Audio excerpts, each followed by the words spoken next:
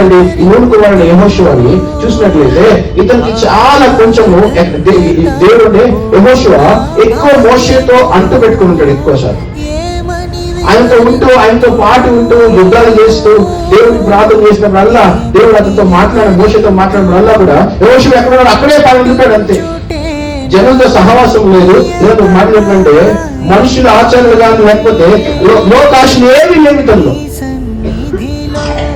అలాంటి యెహోషువ ఒక దేవుడు పెట్టాడు కదా.